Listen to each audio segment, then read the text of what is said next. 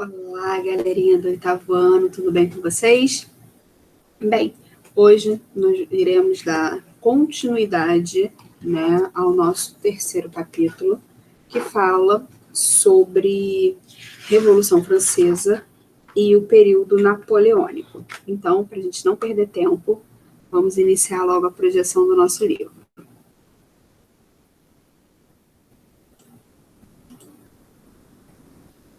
Ela começará em breve.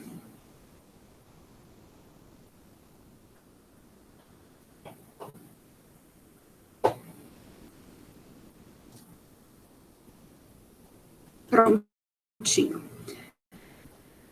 Lá.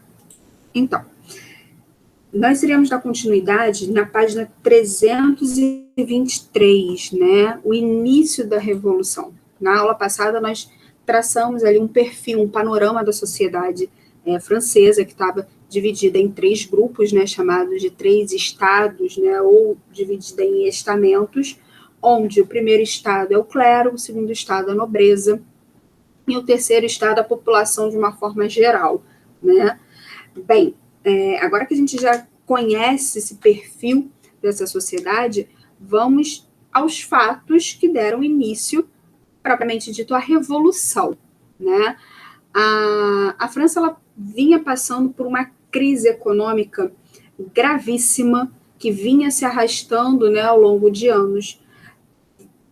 Nessa situação, o rei, o Luís XVI, rei absolutista, monarca ali, absolutista de direito divino, se viu obrigado a convocar os Estados Gerais, uma reunião formada pelos três grupos da sociedade francesa, o clero, a nobreza e representantes do povo, para chegar a uma solução, para a crise. A Assembleia Geral, a Assembleia dos Estados Gerais, na verdade, ela não era convocada há anos, há décadas, mas a França estava passando por um momento tão complicado economicamente que ele se viu obrigado a fazer essa reunião. Chegando nessa reunião, nesse momento em que os três estados se reúnem para chegar ali a uma solução para esse problema, logo de cara um novo problema surge, que foi exatamente como ocorreria essa votação, uma vez que primeiro e segundo estados, ou seja, clero e nobreza, não pagavam impostos, e uma das soluções apresentadas é exatamente o aumento desses impostos. Obviamente que os deputados, que representavam o terceiro estado eram totalmente contra o aumento dos impostos, porque, afinal de contas, só o terceiro estado pagava impostos. Sendo assim, a forma de votação foi questionada pelo terceiro estado, porque ela seria por grupo e não por cabeça, voto individual, cada deputado teria direito a um voto, e sim cada grupo, cada estado votaria em bloco, em conjunto, ou seja, o primeiro estado, todos os deputados do primeiro estado teriam direito a um voto, o segundo estado, um voto, e o terceiro estado, um voto. Sendo que primeiro e segundo estado sempre formam uma aliança, porque eles têm interesses de manter os seus privilégios. Sendo assim, o terceiro estado, mesmo representando a maioria da população francesa, perderia a votação, seria voto vencido, E é exatamente isso que está escrito aqui, e por isso nós vamos grifar.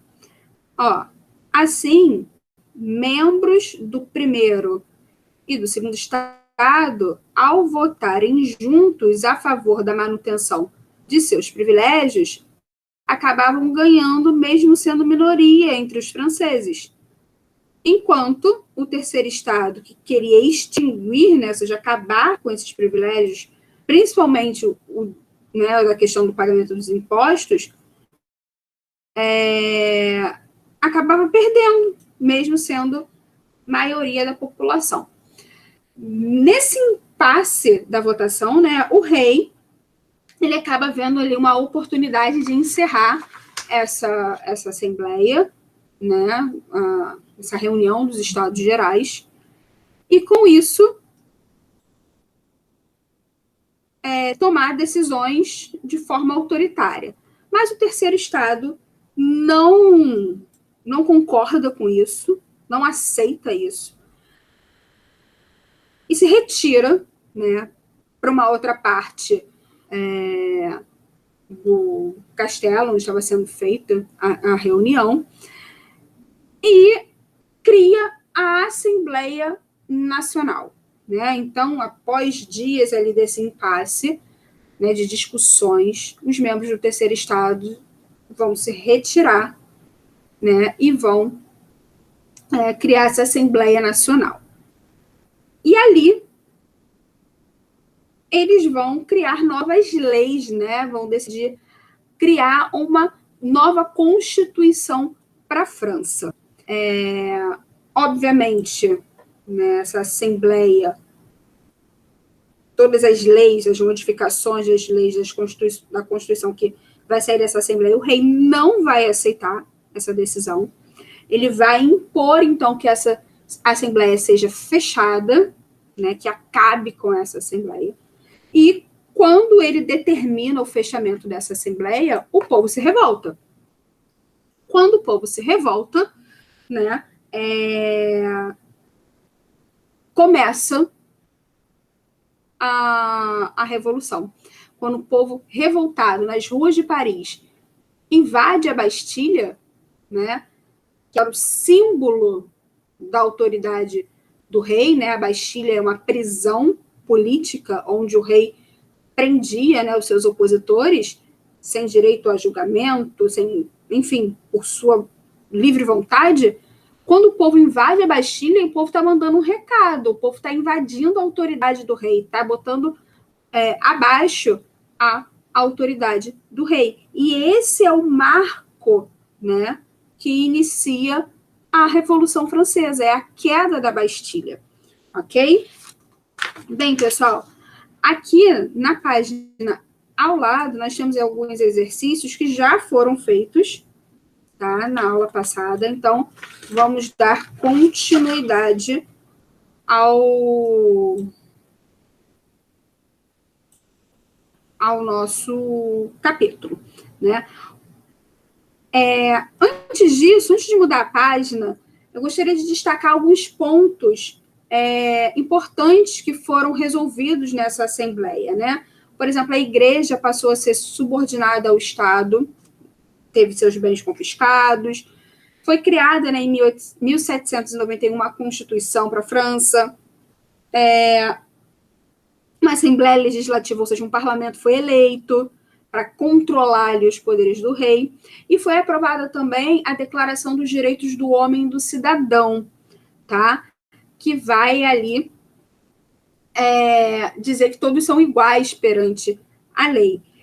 Essa declaração, né, ela é a base, por exemplo, do que a gente hoje em dia conhece como direitos humanos, tá? Então, na página 326, deixa eu diminuir aqui, 326 e 327, nós temos aqui um texto bastante interessante que vai falar exatamente sobre a busca dos direitos humanos, né? Que o pontapé inicial nessa ideia de igualdade, né, de fraternidade, de liberdade, que é o lema da Revolução Francesa, estava ali na Declaração de Direitos do Homem e do Cidadão, que é uma das bases dos direitos humanos. Então, leiam com atenção, é importante, tá? Essa página, essas duas páginas. E aí, deixa eu aumentar aqui, né? Deixa eu ampliar. O rei, obviamente, não... E vai começar por debaixo dos panos, não só o rei, mas parte do clero insatisfeito, né? E da nobreza vão começar a articular ali por debaixo dos panos com os países vizinhos, né, as monarquias absolutistas vizinhas, para invadirem a França e reinstituir todos os seus privilégios, né? Principalmente Prússia e Áustria, né? Lembrando que a rainha, né, a Maria Antonieta, ela era austríaca, então tinha ali, a França tinha laços estreitos com a Áustria, e começou então a se articular ali uma invasão na França para poder botar fim à Revolução. Só que esse plano foi descoberto, né? O rei foi capturado, né, numa tentativa de fuga, quase na fronteira, e ele é preso. Dessa vez, né, ele vai ser acusado de traição, ok? E vai ter, então, mais à frente, um julgamento, né? Bem, quando ele é preso, põe-se fim, definitivamente, à monarquia, né? Os revolucionários, então, vão instalar um novo tipo de governo, né? Entra agora um governo conhecido como Convenção Nacional, que vai, na realidade, proclamar uma república, tá? Bem, essa república, ela vai ser, como é que eu posso dizer?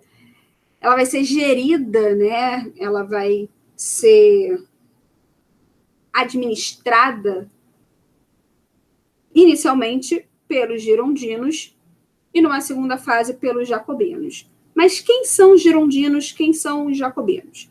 Bem, quando a gente fala em terceiro estado, a gente não pode achar que o terceiro estado ele é todo igual, né? O terceiro estado ele é composto por pessoas dos mais diferentes grupos sociais, desde os camponeses até da alta burguesia. É lógico que quem vai tomar as rédeas, ou seja, quem vai controlar a política, são os burgueses, né, nesse momento. Mas nem mesmo a burguesia ela é toda igual. Então, dentro, né, do grupo burguesia, você tem burgueses de grupos diferentes. Os girondinos, eles são a alta burguesia. Pessoas que tinham, né, grandes empreendimentos comerciais. Os jacobinos eram pessoas mais ligadas aos trabalhadores urbanos, por exemplo.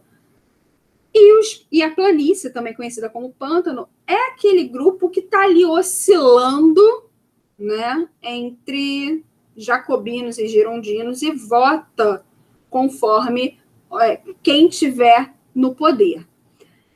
No início da Convenção Nacional, quem vai assumir, então, essa administração dessa república são os girondinos. E são os girondinos os que vão julgar o rei e vão condenar, né, o rei à execução no ano de 1793. Ele vai ser guilhotinado em praça pública na cidade de Paris. Bem, logo depois,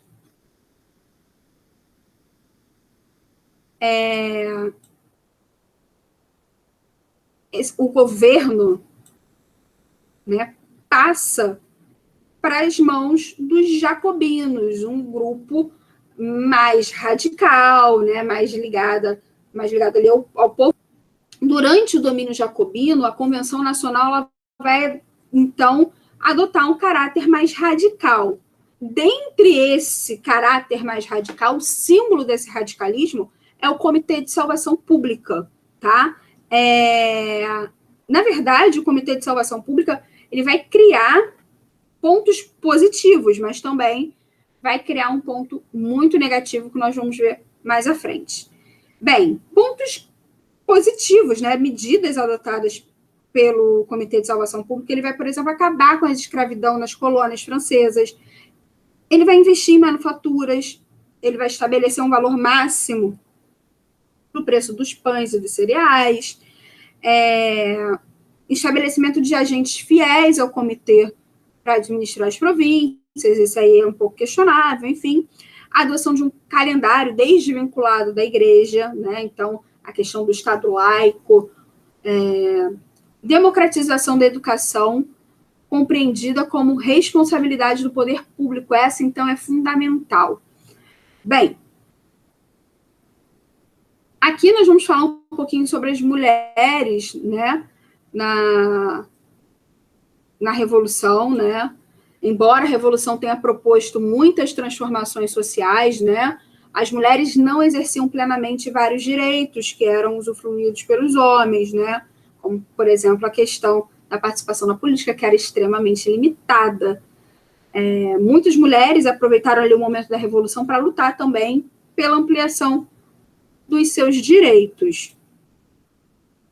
Mas, se o Comitê de Salvação Pública, né, trouxe avanços dos quais nós temos até hoje, somos herdeiros da Revolução Francesa, ele também trouxe a questão de um período conhecido como período do terror. É um momento em que a Revolução vai se perder um pouco e o governo jacobino vai começar a adotar uma postura muito rigorosa. É a fase que o Robespierre está à frente do comitê, né, de salvação, da administração, vamos dizer assim, dessa república, e vai começar a incentivar a delação, ou seja, vai incentivar que as pessoas dedurem os chamados inimigos da Revolução, né?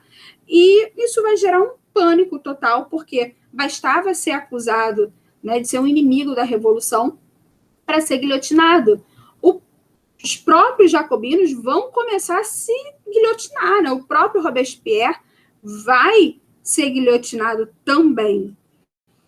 Sendo assim, né, vendo que o terror, né, está dominando a França, os girondinos vão novamente tomar o poder, eles vão voltar, né, ao poder, numa fase conhecida como diretório. E aí a Revolução chega ao fim. Essa Revolução chega ao fim, a gente coloca entre aspas. Porque, durante muito tempo, o diretório marcava o início do fim da Revolução Francesa, que, teoricamente, acabaria com a subida de Napoleão ao poder. Atualmente, se tem a ideia de que o período napoleônico, na verdade, ele é uma segunda fase da Revolução Francesa. É a fase internacional da Revolução Francesa. Quando os ideais revolucionários saem da França e vão se espalhar pela Europa com as invasões napoleônicas, tá? Então, essa revolução chegou ao fim, é um termo aceitável, mas questionado atualmente. Bem, então, os girondinos, retornam, né, ao poder, criam ali, aprovam uma nova Constituição para a França, né?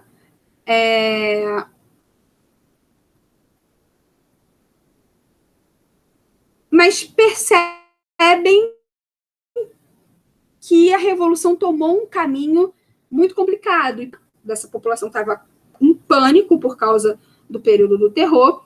Eles acreditavam que somente a figura de uma pessoa forte que unisse o povo francês seria capaz de salvar a Revolução.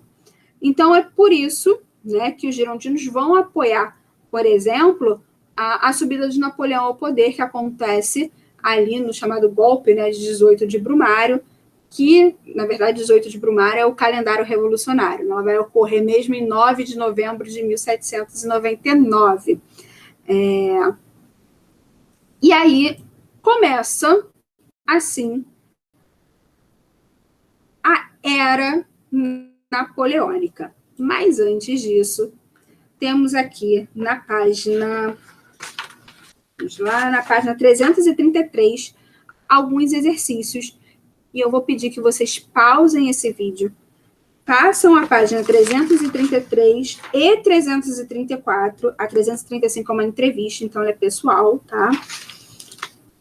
Então, façam essas duas páginas com calma, com atenção, e em seguida vocês retornem para o vídeo. Então, 1, 2, 3, pausando. Bem, galerinha, vocês pausaram o vídeo, fizeram com calma e atenção as duas páginas, e agora vamos retornar para o nosso momento de correção. Vamos lá. Na número 1 está perguntando assim: observe as frases a seguir e reflita sobre possíveis perguntas que você pode, elaborar para cada frase representar a resposta correta. Então, ele está pedindo, ele dá a resposta, ele está querendo a pergunta, tá? A resposta é o seguinte: os governantes da Prússia e da Áustria eram contra os ideais revolucionários porque não queriam que o antigo regime fosse abolido em seus países. Antigo regime, gente, é um nome genérico para monarquia absolutista, tá? Bem, essa é a resposta. Vamos à pergunta. Uma sugestão, de pergunta, cada um fez a sua, mas a sugestão poderia ser assim: por que a Prússia e a Áustria se mobilizaram em um conflito militar contra os franceses no século XVIII? Então, por qual motivo? E aí a resposta seria porque eles não queriam que o antigo regime fosse abolido, ok? Já pegamos o macete na letra A, vamos à letra B. Resposta: o período do terror foi caracterizado pelo radicalismo jacobino, marcado pelos julgamentos e condenações dos opositores da Revolução. Essa é a resposta. Sugestão de pergunta pode ser: como foi caracterizado o período do terror? Simples. C. Mesmo a Revolução implantando muitas garantias aos cidadãos, as mulheres continuaram sem o direito de votar ou de assumir cargos públicos.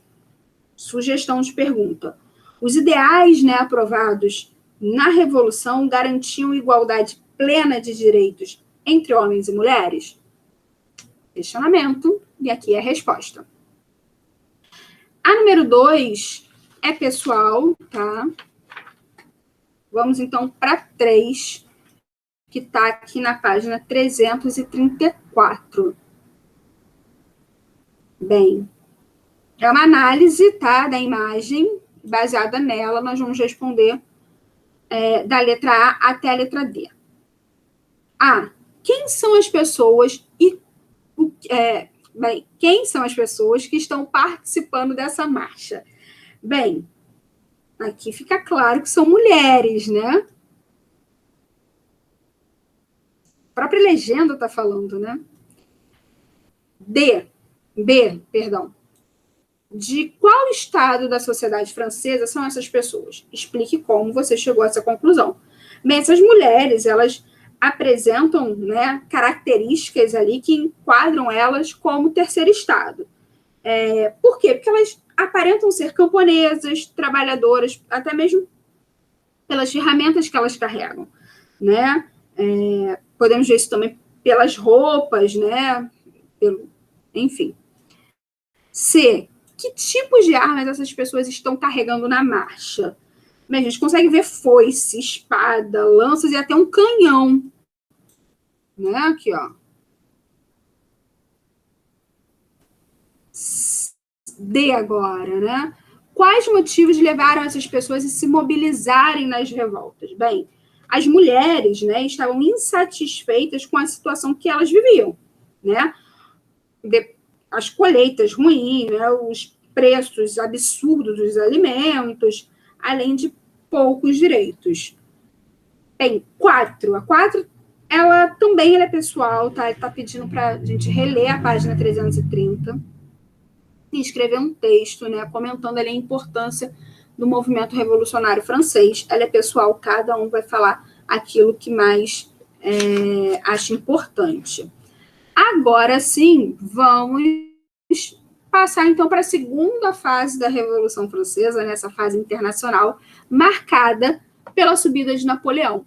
Bem, Napoleão ele vai passar ali por algumas fases, o seu governo, a sua era, vai passar ali por algumas fases. Mas primeiro a gente precisa saber quem foi Napoleão, esse cara que governou a França por aproximadamente 15 anos, né? Bem, Napoleão, ele muito jovem, ele ingressou na carreira militar.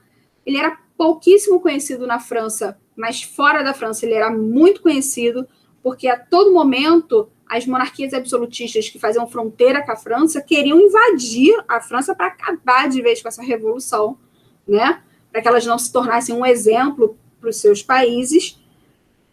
E as tropas, né, revolucionárias ali que estavam defendendo a França, o militar que mais se destacava nisso era o Napoleão. Então, para os países vizinhos, Napoleão era bastante conhecido. E ele vai assumir, então, né, a França lá no 18 de Brumário como cônsul, tá? Lembrando que o consulado ele era formado por 3 pessoas, mas o primeiro cônsul, na verdade, que era o Napoleão, é que mandava praticamente em tudo, tá? Bem, uma das primeiras medidas dele, né, foi organizar, por exemplo, a cobrança de impostos, né, decretar a construção de diversas obras públicas e por aí vai. Mas, sem dúvida, o Código Civil, né, conhecido como Código Napoleônico, foi um dos seus principais feitos. O que ele dizia, né? Vamos marcar aqui, ó. Esse documento estabeleceu a igualdade dos cidadãos perante a lei e a separação da igreja e Estado. O bom e velho Estado laico, né? Possibilidade do casamento civil e fim dos privilégios feudais e direito à propriedade, tá? Obviamente, por mais que ele fosse revolucionário, ele também apresentava características conservadoras. Por exemplo, ele proibia as greves, né, os protestos contra o governo. Isso não tem a ver com liberdade, né, pessoal? Bem, mas, sem dúvida nenhuma, o ponto que mais chama a atenção do governo, né, de Napoleão é a sua fase imperial, né?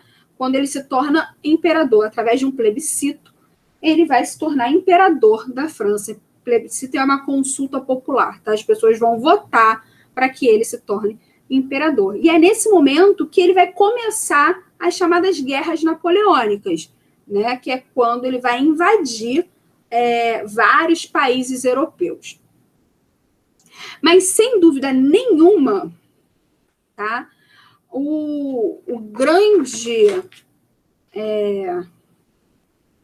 A grande pedra no sapato de Napoleão, né, o local onde ele realmente queria invadir, era a Inglaterra, né? A Inglaterra que rivalizava economicamente com a França, né, com as manufaturas francesas. Só que a Inglaterra é difícil de ser invadida porque a Inglaterra, geograficamente, ela é uma ilha. Então, atacar a Inglaterra somente por mar, nesse momento, né, já que não existia avião. E aí o que vai acontecer é que por mar a Inglaterra é muito superior à França. Sendo assim, Napoleão vai bolar um bloqueio conhecido como um plano, né, conhecido como bloqueio continental. O que dizia, né? Qual era a ideia do bloqueio continental? Se eu não posso invadir a Inglaterra, eu vou falir a Inglaterra, né? E aí ele criou, né, a seguinte lei: todos os países do continente europeu estão proibidos de fazerem comércio com a Inglaterra. Ponto. Quem descumprir essa ordem será invadido, porque por terra Napoleão era muito forte. Então, ele colocou os países europeus ali numa posição delicada. Ou eu faço comércio com a Inglaterra e sou invadido, ou eu faço comércio com a França. O problema é que existiam países que eram extremamente dependentes do comércio com a Inglaterra. É o caso da Espanha, é o caso de Portugal, é o caso da Rússia, né? E a Rússia vai furar esse bloqueio.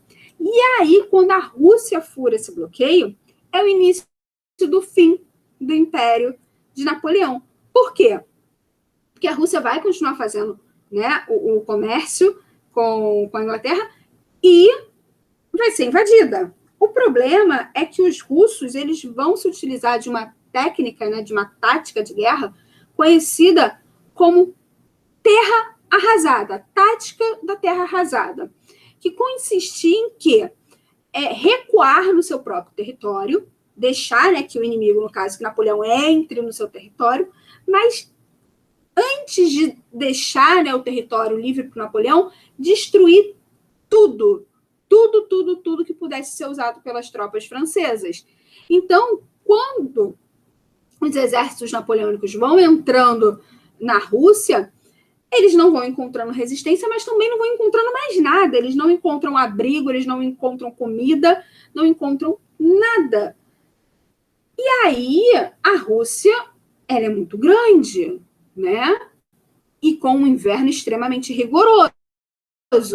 Quando eles chegam na metade do caminho, que não dá mais para voltar, mas também não dá mais para avançar, o inverno chega com tudo, e esses soldados já exaustos, né, dessa marcha, sem comida, porque não encontra nada, tá tudo destruído, sem abrigo, é nesse momento que as tropas russas aparecem e começa realmente a batalha. E é assim que o exército napoleônico vai ser derrotado. Ok? Bem, sendo assim, falamos dos principais pontos. Vamos agora às atividades. Temos aqui 2 folhas de exercício. Eu gostaria que vocês pausassem esse vídeo, fizessem com calma e atenção e depois retornassem para a correção, beleza? Então, 1, 2, 3, pausando. Beleza, galera? Vocês fizeram a atividade, vamos agora para a correção. Vamos lá, deixa eu ampliar aqui. Bem, Napoleão foi representado pelo pintor de modo heróico, tendo sua imagem bastante valorizada. Gente, isso é super verdadeiro, né? Vocês estão vendo aí, olha como Napoleão foi representado. Segunda, na pintura, as roupas e o cavalo de Napoleão são elementos que não reforçam a ideia do herói. Muito pelo contrário. Se a primeira é verdadeira, essa é super falsa. Napoleão buscou construir uma imagem positiva, né, do seu império, solicitando aos pintores obras como essa. Verdadeiro. Essa obra foi encomenda. Bem, agora está pedindo para usar as palavras a seguir para elaborar um texto acerca do governo de Napoleão. Né? Inspire-se também na imagem, né, da questão anterior e por aí vai. Bem, essa é uma resposta pessoal, né? Mas vou dar aqui uma sugestão. Por exemplo, artistas e arquitetos, né, foram convocados para criar obras que valorizassem Napoleão e seu império. Além das conquistas e glórias da França, assim as obras visavam, né, transmitir a imagem de Napoleão como um herói nacional. Ok? Só um exemplo de resposta utilizando essas palavras que aqui estão. Bem, na página seguinte, nós temos aqui um correlacione, né? Vamos lá, então. Primeiro aqui, ó, decreto de Napoleão que proibia as nações europeias de negociar com a Inglaterra. Bloqueio continental, né, pessoal? Só a gente achar aqui, ó, bloqueio continental. Beleza. Série de conflitos militares expansionistas empreendidos por Napoleão no continente europeu. Guerras napoleônicas. Golpe de Estado que colocou Napoleão no poder da França. 18 de Brumário. Estrutura de governo que rege um grande território, podendo abranger povos diversos. Império. E, por último, documento que legitimava alguns dos ideais da Revolução Francesa, o Código Civil. Ok? Número 4. A número 4 está pedindo, né? Está falando o seguinte: o Código Civil aprovado durante o governo de Napoleão apresentava algumas medidas que legitimavam os ideais revolucionários. Ok? Esses nós vamos ter que pintar de verde. Por outro lado, essa legislação apresentava alguns aspectos conservadores. E esses aspectos conservadores nós iremos pintar de azul. Tá? Então, vamos lá. Deixa eu marcar aqui com a canetinha. Vamos primeiro com o verde, tá? Que são os ideais revolucionários. Então, vamos lá. Separação entre igreja e Estado. Verde. Fim dos privilégios feudais. Verde. Possibilidade do casamento civil. Verde. E igualdade dos cidadãos perante a lei. Verde. Então, em azul, pessoal, ficou o primeiro, né, que é conservador, proibição das greves e da formação de sindicatos. E no âmbito familiar, as mulheres ainda desempenhavam papéis inferiores. Esse aqui também é azul. Bem, galerinha, passando aqui para a página seguinte, nós estamos vendo, né, os impactos da Revolução Francesa.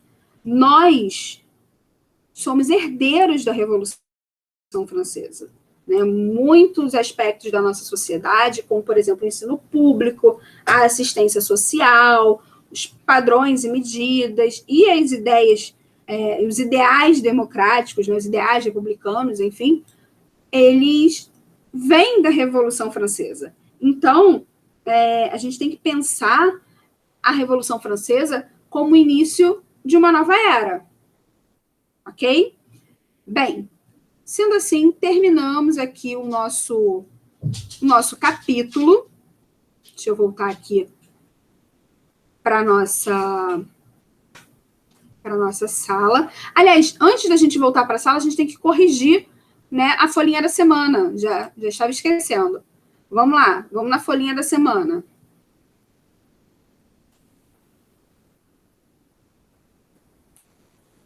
Bem, de qual forma a charge abaixo representa a sociedade francesa? Essa charge aqui, bem conhecida, tem até no nosso livro, né? A sociedade francesa aqui representada pelos 3 estados.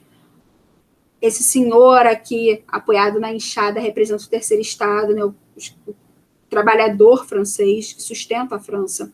Esse primeiro aqui é o clero, ele está segurando uma cruz. E esse outro, a nobreza, né? Percebam a espada. Bem, ela representa a sociedade francesa porque é o 3º estado que está sustentando os outros 2. Essa é a crítica da charge, né? Explique o impasse ocorrido nos Estados Gerais quanto à forma de votação.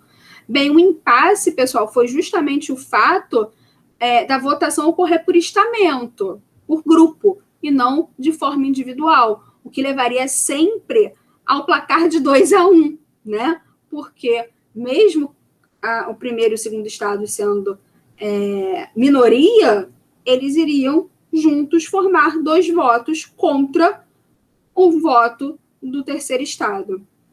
3. Cite uma decisão tomada durante a Assembleia Nacional. Essa resposta, pessoal, está aqui, ó, na página 334, e aí era só escolher, né? Vou pegar logo a primeira, ó. A igreja passou a ser subordinada ao Estado e teve seus bens confiscados, tá? Mas poderia ser também a criação de uma nova Constituição, a aprovação da Declaração dos Direitos do Homem e do Cidadão, enfim. Era só escolher. Resposta aqui na página 324. Agora sim, retornando aqui para a nossa sala, deixa eu encerrar a apresentação aqui do livro e da folhinha. Voltei para me despedir e até o nosso próximo encontro. Ok? Tchau, tchau, pessoal.